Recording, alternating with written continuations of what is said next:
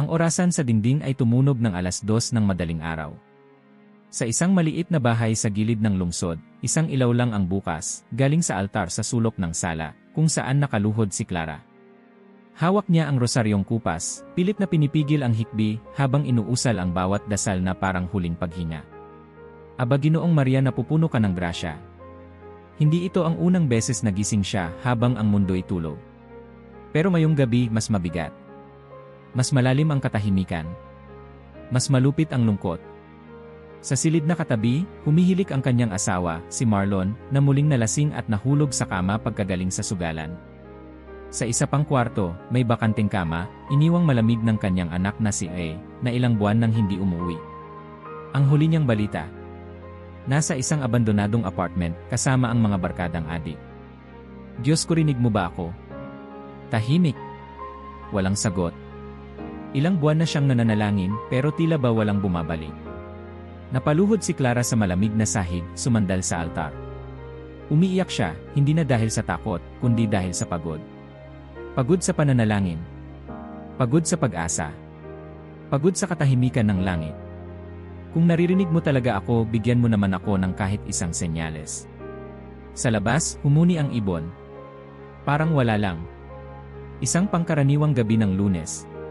Pero sa puso ni Clara, may lumalaban. Isang huni ng sigaw na ayaw mamatay. Kinabukasan, sa parokya, wala sa plano niyang lumapit sa opisina ng simbahan.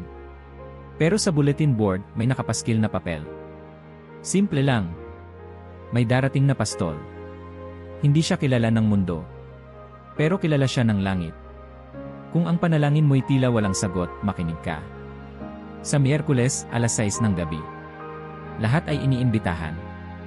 Hindi niya kilala kung sino ang darating. Wala rin siyang inaasahan. Pero may kung anong bumigat sa dibdib niya, gaya ng paghatak ng bagyong parating. Miyerkules ng gabi. Punong-puno ang simbahan. May mga matandang nakapula ang rosaryo, mga kabataang tahimik na nakaupo sa gilid. Pero kakaiba ang damdamin sa paligid, tila may kinikimkim ang lahat, isang pakiramdam na may mangyayaring hindi pangkaraniwan. Sa gitna ng altar, isang lalaking nakarobe ng puti ang nakatayo. Matikas. Payapa ang mukha, ngunit matalim ang titig. Ang kanyang presensya ay parang espada, hindi maingay, pero hindi mo maiiwasang maramdaman. Magandang gabi, Anya. Ako si Pope Leo, 14 na Rie. Tahimik ang mga tao. Clara, na nasa likuran lang, ay parang natigilan. Hindi dahil kilala niya ito, hindi. Pero may kung anong bumalot sa kanya. Parang kuryente sa loob ng dibdib. Marahil ilan sa inyo ay nagtanong na sa sarili, patuloy ng Papa, bakit tila walang tugon ang langit? Bakit, kahit umiiyak ka na sa panalangin, walang sumasagot? Tumayo siya sa harap ng krus, tumingala. Hindi dahil walang Diyos. At hindi dahil kulang ang pananampalataya mo. Ang problema ay ang paraan ng panalangin mo. Bumulong ang ilan. May umiling. Pero Clara, nakatitig lang. Parang siya ang tinutukoy.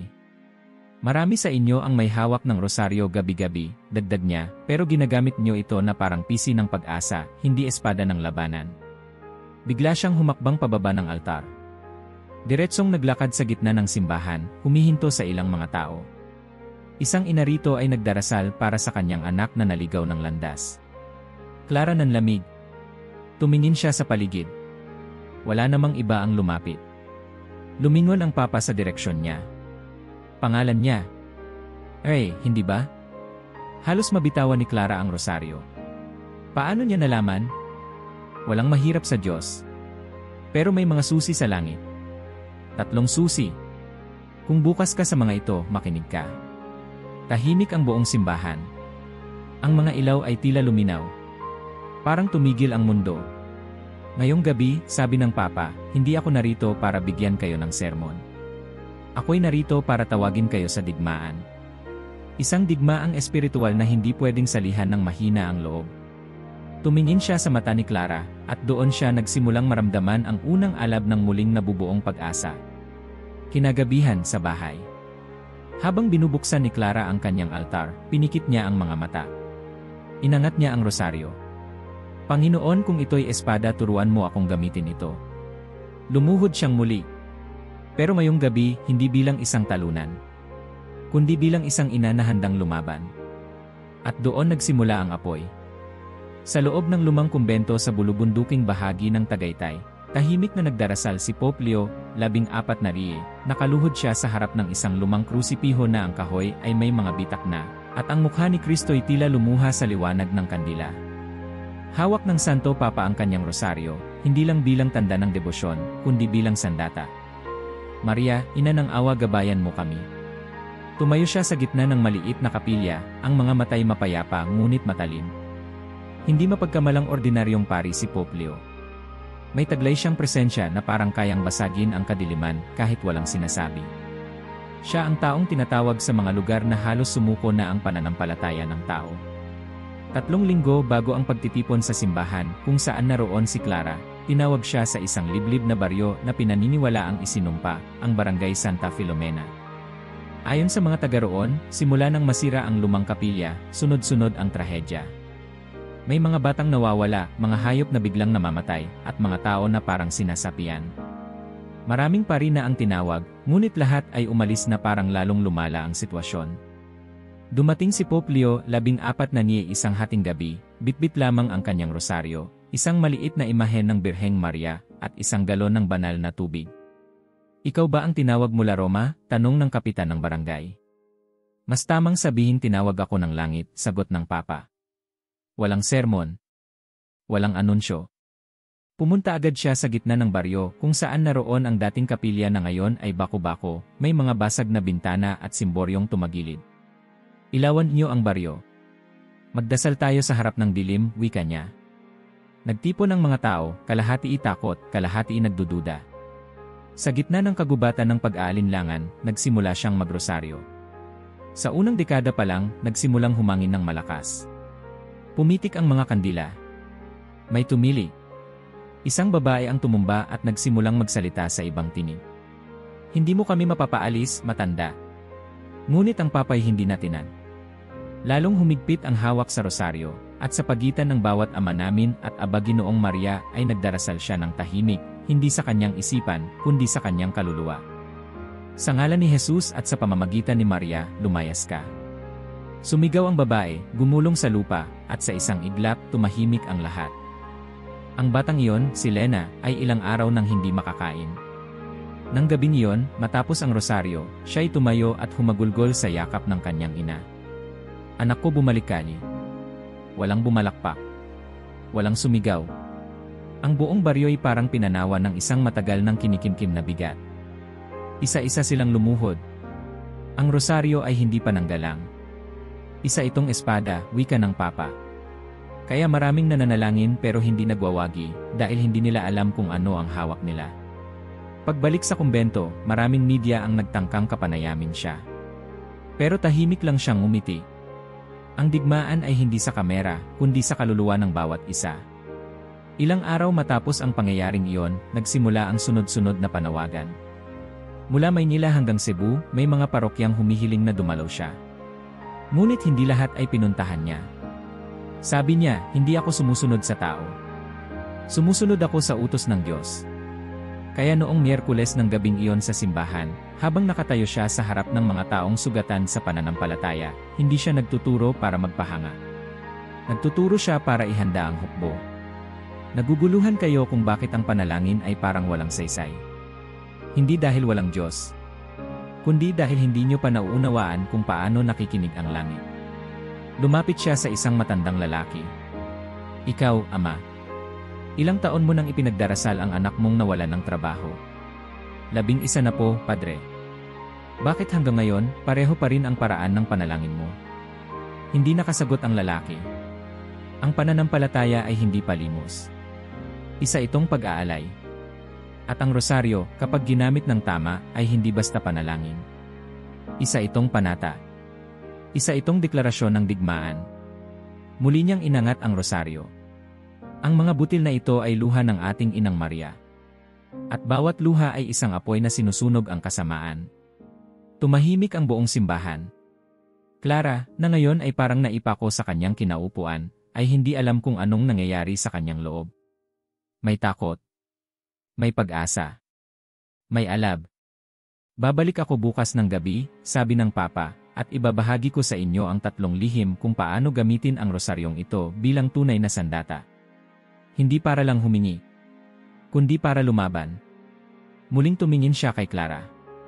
Handa ka na bang manalangin hindi para mapakinggan, kundi para gumising ang langit? Hindi na siya makasagot. Tumulo na lang ang luha niya. Pag-uwi ni Pope Leo, 14 na riye sa kanyang pansamantalang tinutuluyang silid sa kumbento, isinara niya ang pinto at muling lumuhod. Sa kanyang kamay, ang rosaryo ay umiinit. Hindi dahil sa init ng kandila, kundi dahil sa init ng digmaang hindi nakikita. Gabayan mo ako, Panginoon, bulong niya. Dumarami ang mga tinatawag. Panahon na para ituro sa kanila kung paano lumaban. Bumalik si Clara sa simbahan kinabukasan bago pa tumunog ang kampana ng alas 6. Nakaupo siya sa unang hanay, ang rosaryo'y mahigpit na nakapulupot sa kanyang kamay. Hindi siya sigurado kung anong mangyayari ngayong gabi, pero alam niyang hindi siya uwi na katulad ng dati. Isa-isang nagsidatinan ang mga tao. May mga matandang bitbit ang kanilang mga apo. May mga kalalakihang tila pinilit lang ng kanilang asawa.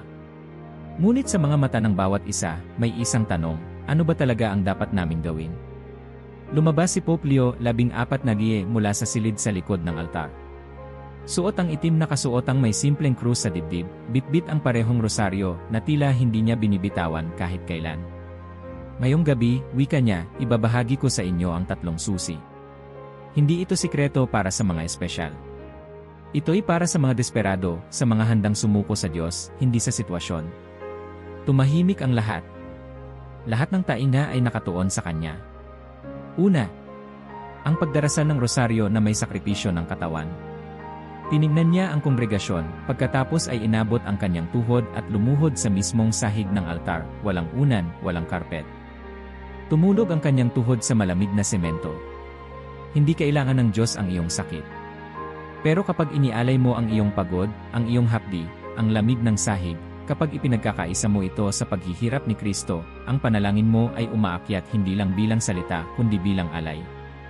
Tumingin siya kay Clara. Manalangin ka habang nasasaktan ang tuhod mo. Habang nanginginig ang braso mong nakataas. Gamitin mo ang iyong katawan bilang sakripisyo, hindi bilang pasanin. Muling lumakad si Pope Leo sa harap ng altar, kinuha ang isang kandila at inilawan ito. Pangalawa, bawat misteryo ay dapat may layunin.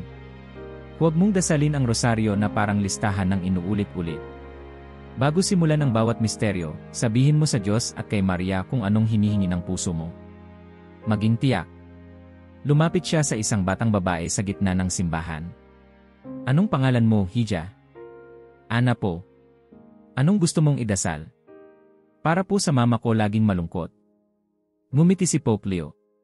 Sa tuwing pagninilayan mo ang misteryo ng kaligayahan, ang pagdalaw ni Maria kay Elizabeth, ialay mo ito para sa kaligayahan ng iyong ina.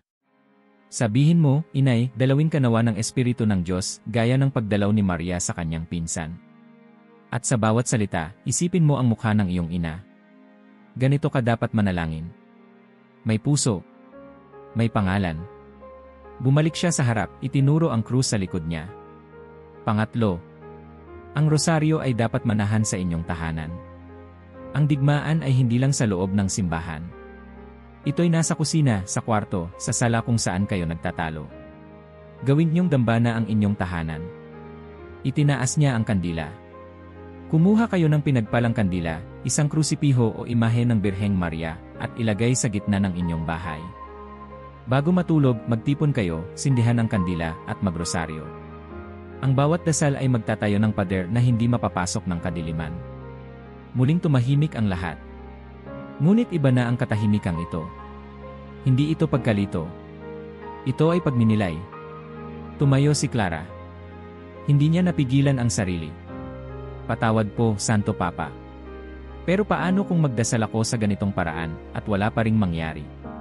Lumapit si Pope Leo sa kanya, hindi upang pagalitan kundi upang ilagay ang kamay sa kanyang balikat.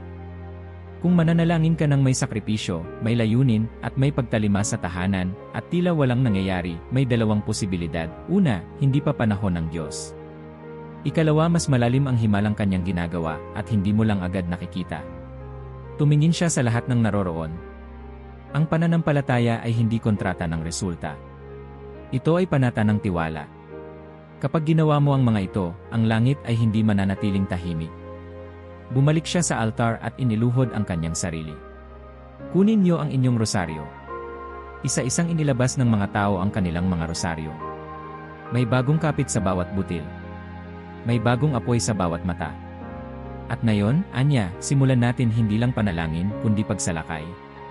Ang gabi ay naging sagrado. Bawat misteryo ay sinamahan ng luha, umbol at bulong. May mga kamay na nanginig sa taas, mga tuhod na sumakit sa katagalan, mga mata na pumikit ng mariin habang sinasambit ang bawat aba Ginoong Maria na tila kulob ng kaluluwa. Pagkatapos ng dasal, muling nagsalita si Pope Leo. Uwi kayo ngayong gabi na dala ang 3 susi. Huwag niyong bitawan. Dahil mula ngayon, hindi kayo basta tao. Kayo ay mandirigmang panalangin. Habang palabas si Clara sa simbahan, may kakaibang pakiramdam siyang dala. Parang may malamig na hangin na humaplos sa kanyang batok, pero ang puso niya ay mainit. Hindi niya alam kung anong mangyayari sa susunod. Pero ngayong gabi, alam niya isang bagay, hindi na siya matatakot lumaban. Ang unang gabi ay malamig. Bumalik si Clara sa bahay, dala ang kanyang rosaryo, isang kandila mula sa simbahan, at ang maliit na krusipiho na matagal na niyang hindi hinawakan. Inayos niya ang altar sa gitna ng sala, tinanggal ang mga larawan sa mesa, itinabi ang mga gamit, nilinis ang paligid. Sa halip na pagkain sa mesa, isang kandilang pinagpala ang sinindihan niya. Sa gitna, inilagay ang krusipiho. Hindi ito masayang okasyon. Walang musika. Walang kasamang pamilya. Si Marlon ay nasa kwarto, lasing. Ang bahay ay tahimik pero mabigat. Ngunit nagsimula siya. Lumuhod si Clara sa harap ng mesa. Wala siyang unan. Wala siyang suporta. Ipinatong niya ang rosaryo sa kanyang palad at nagsalita. Birheng Maria, ito na. Hindi na ako lalapit sa iyo na humihingi lang. Lalapit ako ngayon bilang anak na handang lumaban. Itinaas niya ang kanyang mga braso sa hugis krus. Hindi niya alam kung gaano ito katagal kakayanin. Sa unang dekada, nagsimula ng sumakit ang balikat niya. Sa ikalawang dekada, nanginginig na ang tuhod niya. Sa ikatlong dekada, naramdaman niyang parang may gustong sumigaw sa loob niya, hindi galit, kundi luhang ayaw lumabas. Ngunit hindi siya huminto. Bawat butil iniaalay ko para kay Wei. Bawat misteryo para sa pagliligtas ng pamilya kong halos hindi na magkakilala. Matapos ang huling amen, napaupo siya sa sahig. Hindi siya agad tumayo. Pinikit niya ang mga mata at naramdaman niya ang katahimikan. Hindi malamig. Hindi rin mainit. Isang uri ng kapayapaan na parang may yumakap sa kanya kahit nag-isa siya. Dumating ang ikalawang gabi. Muli siyang nagdasal. Ngayon, nakaluhod pa rin pero mas matatag. Inialay niya ang misteryo ng paghampas kay Jesus para sa kanyang asawa, si Marlon, na pinaghahampas ng bisyo at galit. Inialay niya ang misteryo ng pagpuputong ng korona para sa sarili niyang isipan upang mapalitan ng biyaya ang mga tinik ng takot. Sa ikatlong gabi, nang sinindihan niyang muli ang kandila at inilatag ang rosaryo sa kanyang kamay, hindi pa siya nakakahawak ng ikalawang butil nang biglang bumukas ang pinto ng kwarto. Si Marlon. Nakatayo siya roon, hawak ang isang bote ng alak. Pero hindi ito ininom. Tinitigan lang niya si Clara. Anong ginagawa mo? Tanong niya, paos ang boses. Nananalangin, sagot ni Clara, hindi inalis ang tingin sa krus. Tahimik si Marlon.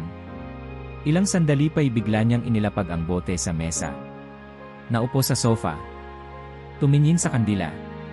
Maaari ba akong umupo lang dyan? Tanong niya. Hindi makapaniwala si Clara. Tumango siya, tinuloy ang pagrosaryo. Sa bawat misteryo, iniaalay niya ngayon ang dasal hindi lang para sa kanyang pamilya, kundi para sa pusong pinatigas ng taon ng bisyo na ngayon ay naupo sa tabi niya. Nang matapos ang rosaryo, hindi agad umalis si Marlon. Doon na siya natulog sa sofa. Tahimik. Walang mura. Walang alak.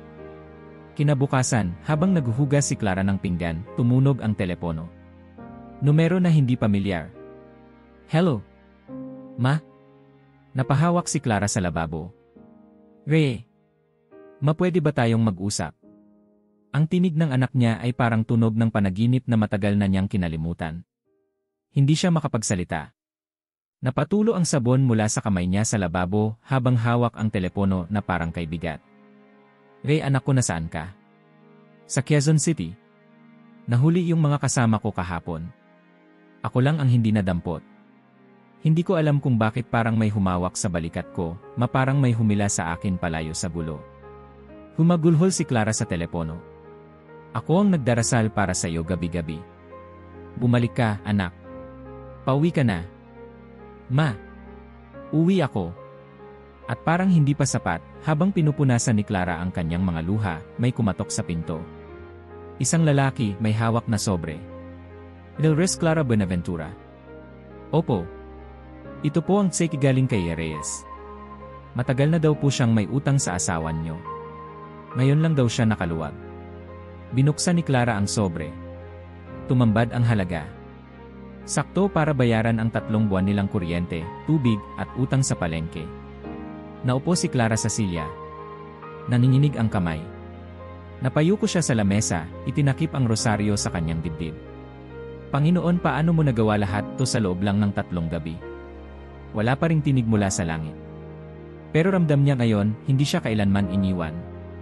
Dumating ang gabi. Muling sinindihan ni Clara ang kandila. Muling lumuhod sa parehong lugar. Pero mayong gabi, hindi na siya nag-iisa. Si Marlon, nakaupo sa kaliwa niya, tahimik, hawak ang rosaryong pinahiram niya. Ang pinto ng kwarto ni Ray, bukas na. Sa kama, may nakaayos na unan. Isang hibla ng pag-asa ang tinahi ni Clara sa loob ng 3 gabi. Isang sinulid ng pananampalataya na hindi basta panalangin, kundi sakripisyo. At ngayon, ang bahay na minsang punang ingay at kalungkutan ay tahimik pa rin. Pero ang katahimikang ito ay banal. Mainit ang araw ngunit malamig ang loob ni Elena habang nakatayo siya sa pintuan ng kumbento, bitbit ang rosaryo ng kanyang yumaong ina. Bata pa siya, 31 lang, pero ang bigat ng 5 taon ng tahimik na pagdurusa sa sariling tahanan ay nagparamdam sa kanya ng pagkakaluma. Isang madre ang lumapit. Ikaw ba si Elena? Tanong nito, mahinahon. Opo, madre. May appointment po ako kay Pope Leo. Isinama siya sa isang maliit na silid kung saan ang mga ilaw ay dim at sa gitna ng mesay may nakasinding kandila. Sa dulo ng silid, nakaupo si Pope Leo, 14 na riye, nakayuko, hawak ang kanyang rosaryo. Tumingin siya sa babae. Hindi siya umiti pero hindi rin malamig. Tila ba ang kanyang presensya ay pumapasok na parang usok sa mga bitak ng pusong basag. Maupo ka, anak, anya. Hindi na siya pinigilan ni Elena. Naupo siya at halos hindi na nakapagsimula. Umagos ang lahat, ang galit, takot, pagkabigo. Hindi na po kami magkausap ng asawa ko. Tila bang boardmate lang kami sa iisang bahay. At ang mga anak ko, 20 teenager, puro mura, puro sigaw, puro reklamo. Parang hindi na tahanan yung bahay namin. Parang kulungan na lang na hindi mo alam kung sino ang preso. Tahimik lang si Pope Leo. Hinayaan siyang magsalita. Hanggang sa matapos si Elena, wala siyang sinabi kundi, tapos na po. May tanong ako, wika ng papa. Kailan mo huling pinagrosaryo ang bahay mo? Napakunot noo si Elena. Ako po, araw-araw. Sa kwarto ko, bago matulog. Pero ang bahay mo, kailan mo siya pinagrosaryo bilang buo? Hindi siya makasagot. Elena, sabi ng papa, hindi mo pwedeng linisin ang isang bahay kung ang nililinis mo lang ay sariling kwarto. Tumayo si Pope Leo. Kinuha niya ang maliit na bote ng banal na tubig at isang kandilang pinagpala. Ito ang gagawin mo. Gabi-gabi, sa loob ng 7 gabi, pipili ka ng oras kung saan ang lahat ng tao sa bahay ay naroon. Maglalagay ka ng krusipiho o imahe ng Birheng Maria sa gitna ng sala. Susindihan mo ang kandilang ito. At sa harap ng iyong mga anak, sa harap ng asawa mong malamig, magdarasal ka ng buong rosaryo. Malakas. Go. May tiwala. Hindi po sila mananalangin kasama ko. Hindi mo sila pinipilit. Hahayaan mo silang makinig. At makikita mo, kahit ang bato, kapag inulan ng inulan, nababasag din. Tahimik si Elena. Wala siyang ibang bitbit kundi pagod. Pero sa gabing iyon, umuwi siyang may dalang liwanag. Pagka-uwi sa bahay, sinilip niya ang asawa sa kwarto, nakahiga, nakaharap sa pader. Ang mga anak, nasa kani-kanilang cellphone, walang imik. Tahimik niyang inihanda ang mesa. Tinanggal ang fruit tray na plastic. Pinalitan ito ng isang puting tela. Inilagay niya sa gitna ang krusipiho ng kanilang kasal. Sa gilid, sinindihan ang kandilang ibinigay ni Pope Leo. Umupo siya sa harap nito. Hindi siya tumingin sa likod. Nagsimula na siyang magdasal. Ama namin, sumasalangit ka ni. Sa unang dekada, walang kumibo. Sa ikalawa, narinig niya ang sapatos ng anak niyang si Mark na pumasok sa kwarto. Sa ikatlo, may biglang sumutsot. Ma, pwede bang hinaan mo yan? Hindi siya sumagot. Patuloy lang sa pagdasal. Abginong Mara, napupun ka ng grasya. Bawat butil ay tila pagbangga sa pader ng katahimikan sa bahay.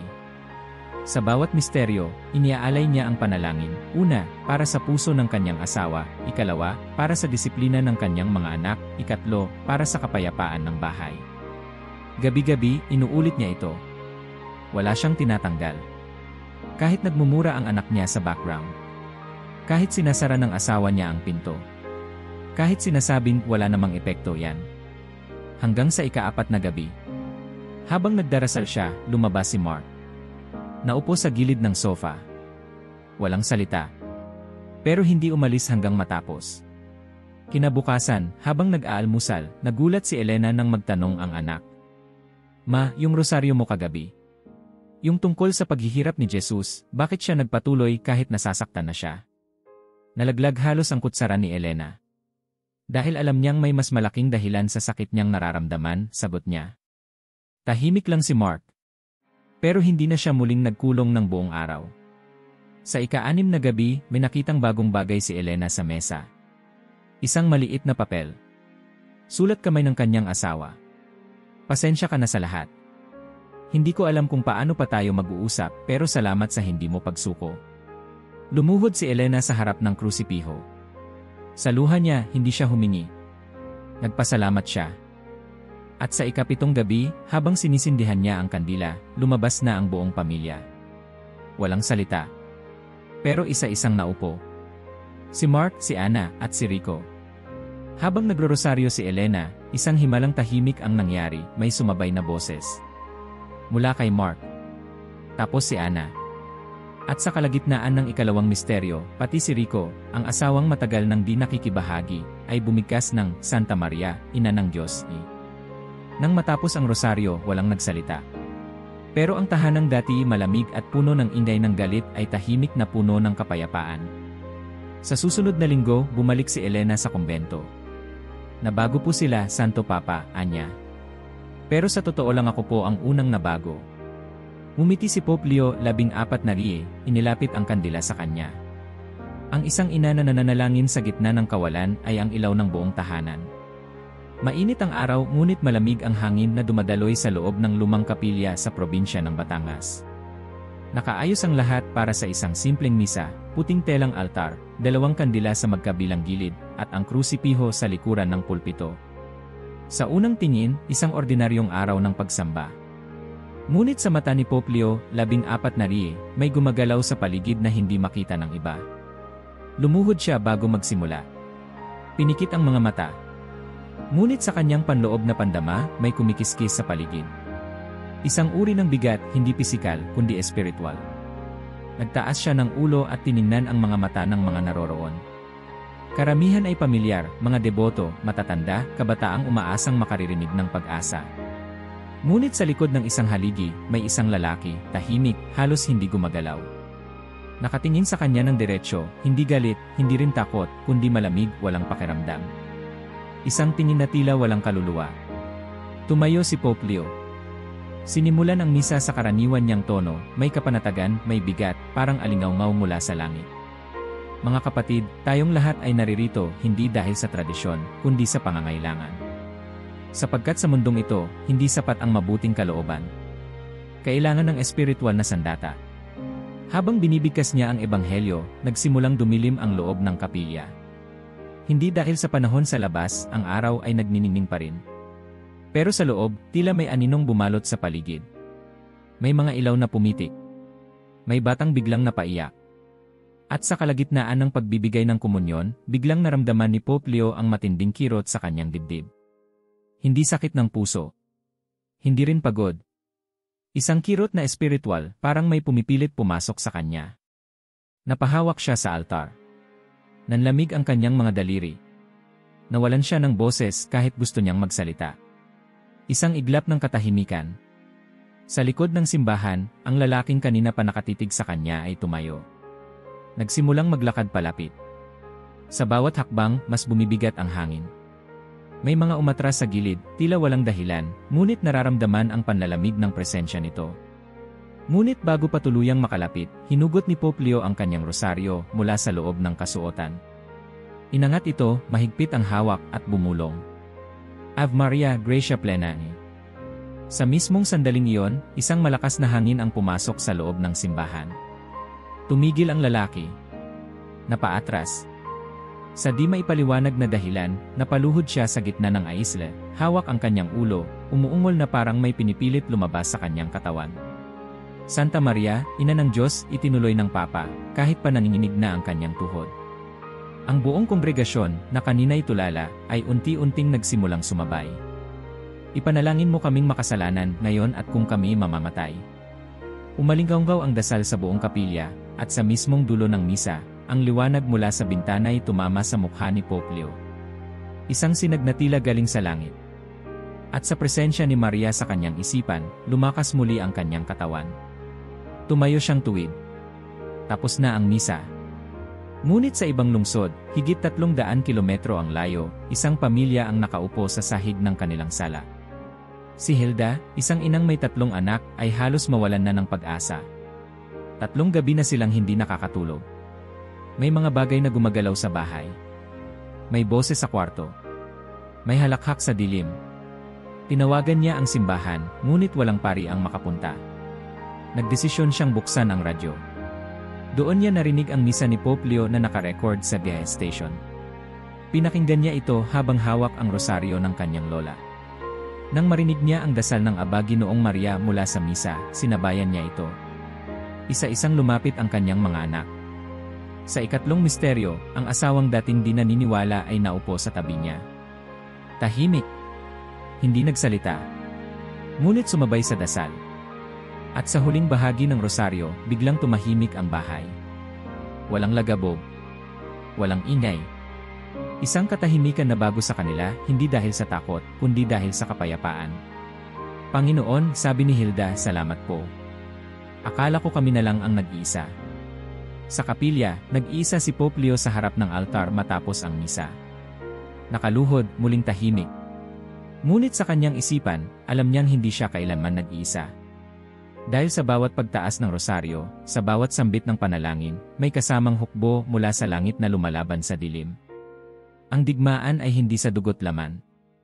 Hindi rin ito para sa mga dramatikong himala. Ito ay para sa mga kaluluwang walang makitang liwanag. At ang kanyang tungkulin? Maging ilaw sa gitna ng panandaliang gabi. Lumipas ang mga araw mula nang simulan ng mga deboto ang pagsunod sa turo ni Pope Leo, 14 na riye. Sa bawat bahay na sinindihan ang kandila, sa bawat pamilya na muling nagsama-sama sa dasal, may umusbong na bagong pag-asa. Ngunit sa likod ng pag-asa, may aninong gumagapang, tahimik, tuso, at mapanlinlang. Sa bahay ni Clara, muling tumahimik ang gabi. Hindi na ang uri ng katahimikang mapayapa, kundi yung biglang malamig, parang may nawala.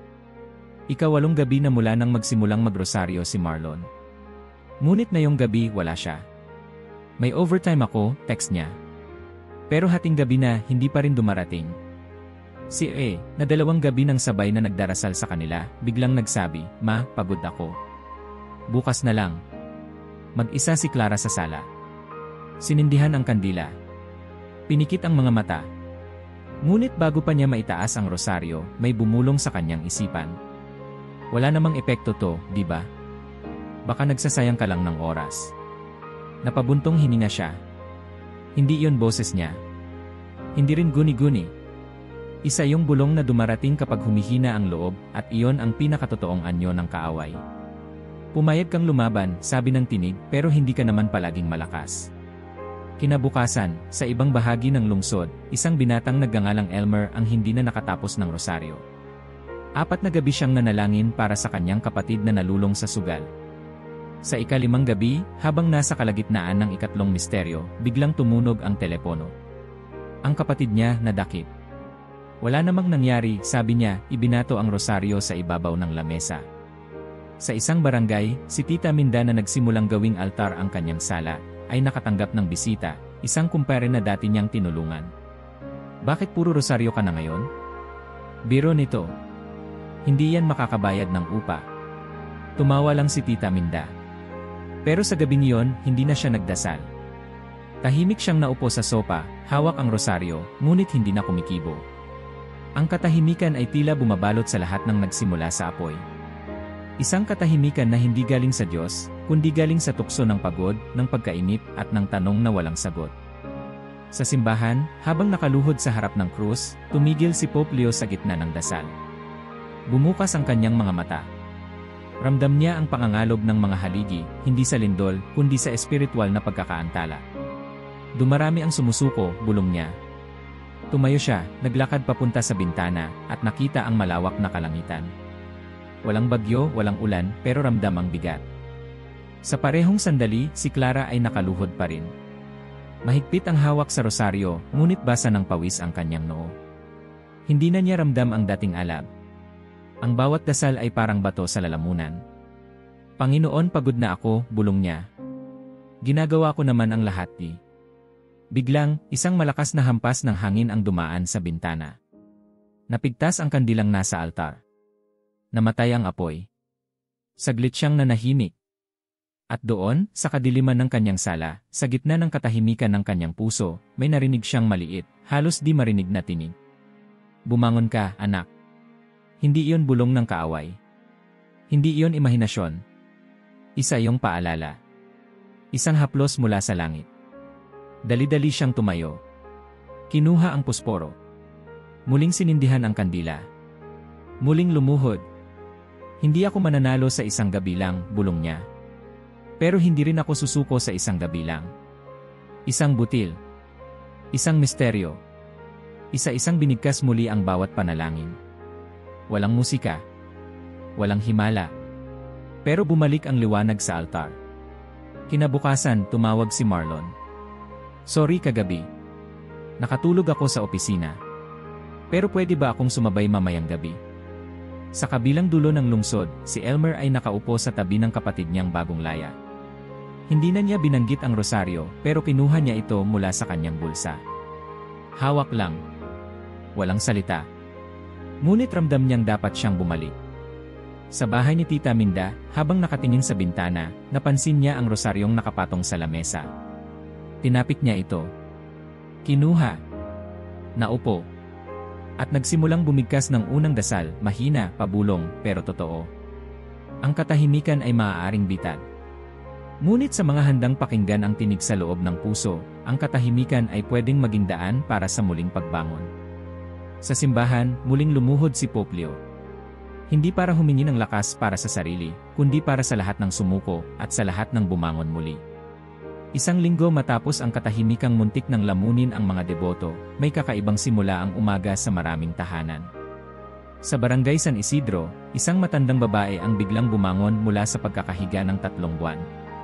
Si Aling Flor, 82 taong gulang, ay dating hindi makakilos dahil sa rayuma. Ngunit ng gabing iyon, habang dinarasal ng kanyang mga apo ang rosaryo sa tabi niya, isang pag-uusok ng amoy insenso ang bumalot sa kwarto. At sa huling dekada ng dasal, dahan-dahan siyang bumangon, hindi pa man nila namamalayan.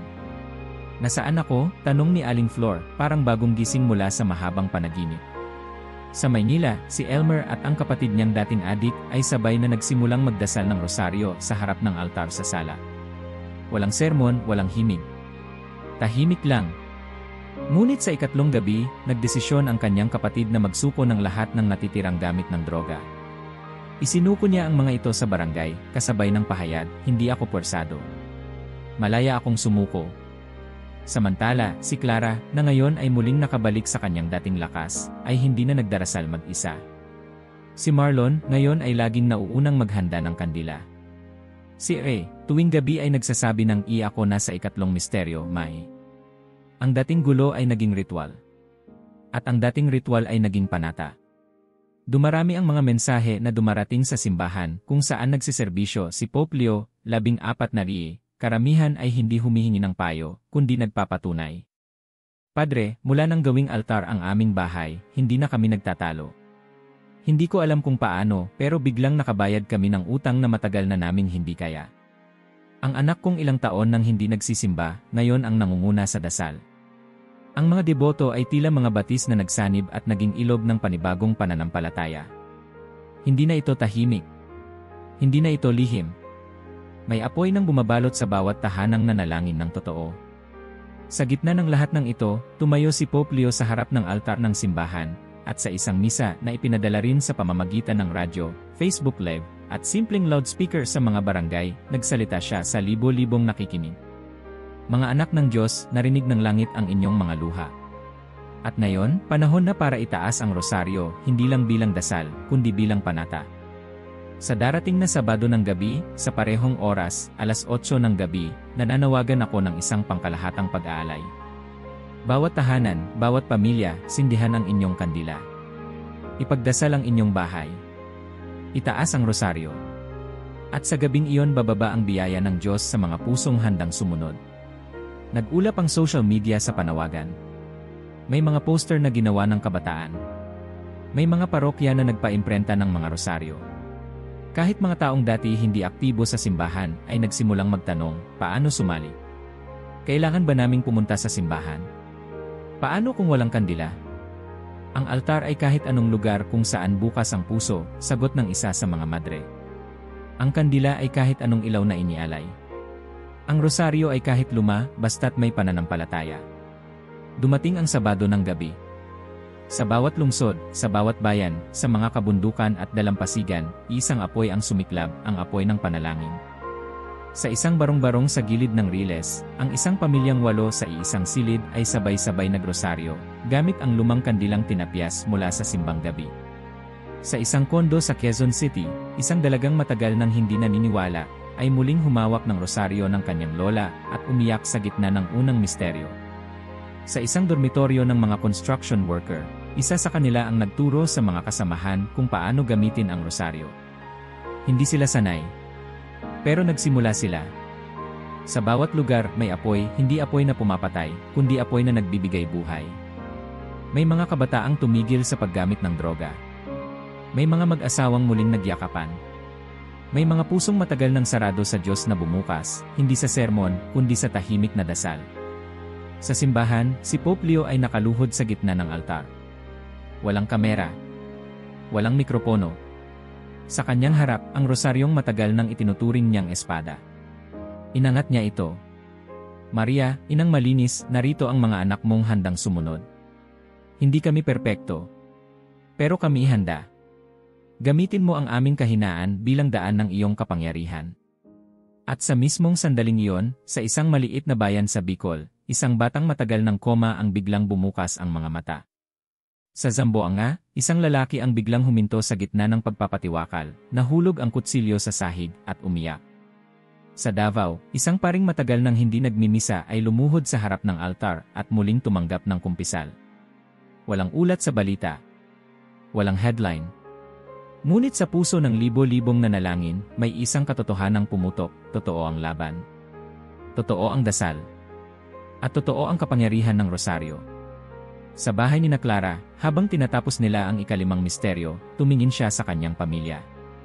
Sa mata ni Marlon may katahimikang bago. Si nakangiti habang nakapikit. Para kay Clara, ito na ang milagro, hindi ang pagbabago sa paligid, kundi ang pagbangon ng bawat puso. Wala silang narinig na tunog mula sa langit. Wala ring matinding liwanag. Pero sa dulo ng rosaryo, ramdam nilang hindi na sila mag-isa. At higit pa roon, hindi na sila takot.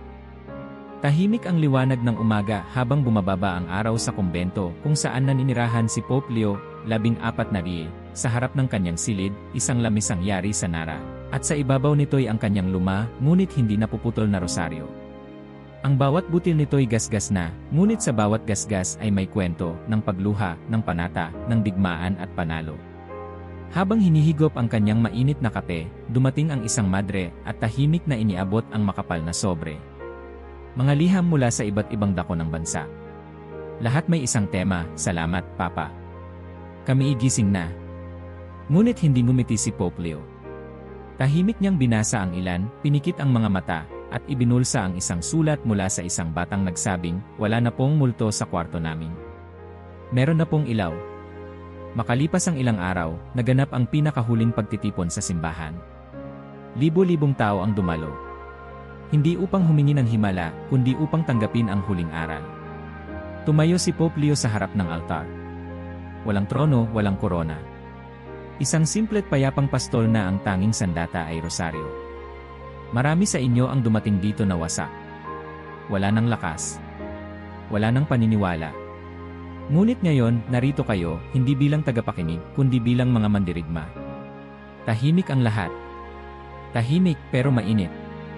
Ramdam na ramdam ang apoy na lumalagablab hindi sa paligid, kundi sa loob ng bawat puso. Ngayong araw, wika ng Papa, hindi na ako magtuturo ng bagong panalangin. Ang tanging nais kong ipaunawa ay ito, ang rosaryo ay hindi lang dasal. Isa itong pamumuhay. Muling tumingin siya sa kongregasyon. Kung ito'y isasama mo lang sa oras na may problema, mananatili kang talunan. Pero kung ito'y gagawin mong himig ng bawat araw, lakas ng bawat pagkilos, panangga sa bawat tukso, hindi ka lang mananalo, magliliwanag ka. Sa likod ng simbahan, naroon si Clara. Tahimik, ngunit may ngiti. Hindi na siya nag-iisa. Kasama niya ang 5 ina mula sa kanyang barangay, mga inang nagsimulang magdasal sa kanya, mga dating galit sa Diyos, ngayon ay tahimik na nagpapasa ng apoy. Sa gilid naman, naroon si Elena, ang batang inang minsang halos mawalan ng tahanan. Ngayon, dala niya ang kanyang 2 anak at ang isang folder na puno ng pangalan ng mga kapitbahay na gusto ring matutong magrosaryo. Habang bumaba mula sa altar si Pope Leo, lumapit si Clara at yumuko. "Papa, hindi ko po alam kung anong naghihintay. Pero kahit ano pa man yon, handa na po ako." Tinignan siya ng Papa. Inilagay ang kamay sa kanyang balikat. "Ikaw ang simula ng liwanag sa lugar ninyo. At tandaan mo, ang langit ay hindi hinahanap, ito'y pinananahanan." Naglakad si Pope Leo sa labas ng simbahan, hindi upang magpahinga, kundi upang magpatuloy. Wala siyang kamera, walang anunsyo. Tanging ang kanyang rosaryo at isang maliit na aklat na puno ng mga pangalan, mga lugar na susunod niyang pupuntahan. Mga digma ang kailangan pang harapin. Ngunit sa bawat yapak niya sa lupa, may isang katotohanang bitbit, hindi na siya nag-iisa. Sapagkat sa bawat bayan, sa bawat tahanan na may sinding kandila at dumadalangin na pamilya, may sundalong hindi umaatras. Sa gabi, bumalik siya sa kanyang silid. Bago matulog, muling naupo sa harap ng kanyang altar. Walang ingrandeng pagdarasal. Isang maikling bulong lang. "Ama, handa na sila. Ako naman." Sinindihan niya ang kanyang kandila. Kinuha ang rosaryo. Muling humawak sa espada ng panalangin. At habang bumabalot ang katahimikan sa gabi, may isang tanong ang unti-unting gumising sa kaluluwa ng lahat ng tumanggap ng apoy. Kung ngayon ay giyera, sino ang magbabantay sa gabi? Ang sagot ay simple. Ang huling sentinela ay hindi isang tao. Ito ay bawat pusong handang manalangin kahit walang nakakakita. Bawat kamay na muling humawak sa rosaryo kahit walang naririnig. Bawat tahanang ginawang dambana kahit puno pa rin ng pagsubok. Ang huling sentinela ay ikaw. Kung nagustuhan niyo ang kwento, huwag kalimutang i-like ang video at mag-subscribe sa aming channel para sa mas marami pang makabuluhang nilalaman.